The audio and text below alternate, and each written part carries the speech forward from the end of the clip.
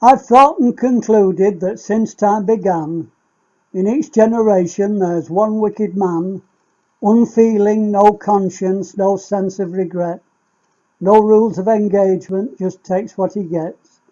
Cunning by nature with multiple flaws, sows poison seed on fallow minds that blossoms into wars.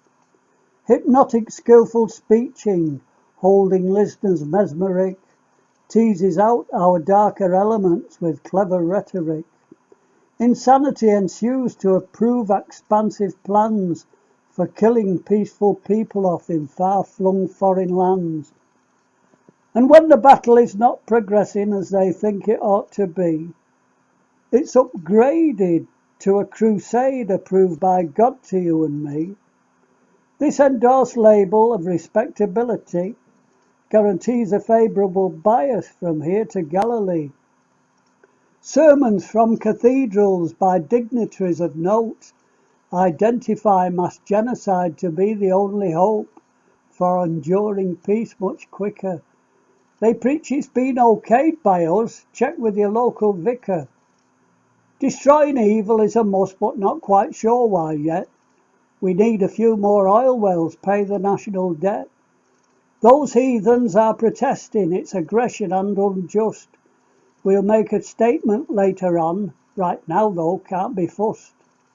Addressing the assembled troops, chest swelled out with pride, Colonel shouts, it's in the bag, God is on our side.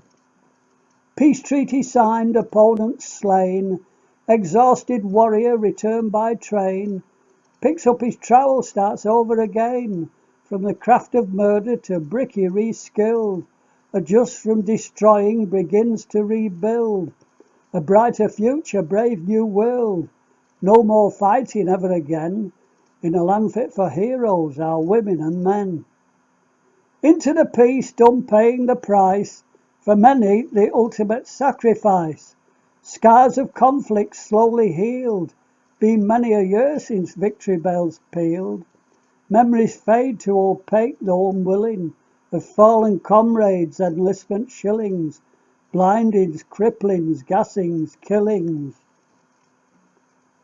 Governments come, governments go, today's incumbents too young don't remember the horrors recalled each year in November.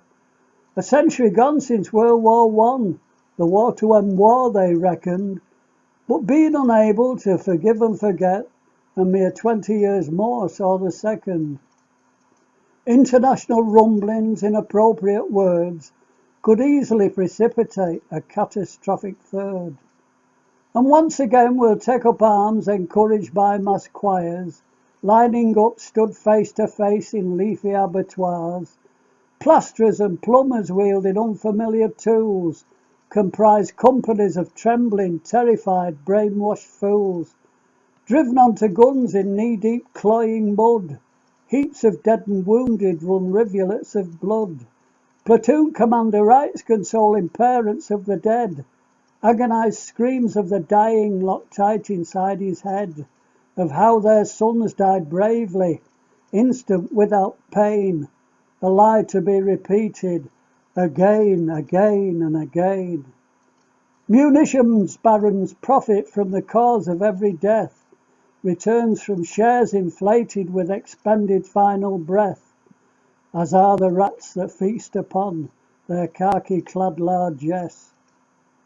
Why has God in all his wisdom let things get ever worse? Can't he alter old philosophy, modernise the verse? I'd be a Christian soldier and follow him with zeal. Don't hide behind the curtain, show everyone you're real. He's been in charge since time began. Is he a frail, done time-worn man, lost control of his burgeoning clan? Folk leave the church in droves because they're convinced God's a fable, a folklore Wizard of Oz. Win back your spurs, be a serious mentor, encourage the brave, conscientious objector. Give back the earth to the meek and the poor, cheeks to be kissed, not slapped anymore. Encourage do-gooding with unpaid labour. Make it mandatory, loving thy neighbour. In an ideal world with frontiers gone, hearts and minds would be as one. Poppy's significance, red beautiful flower, not to remind of time's cruel and dour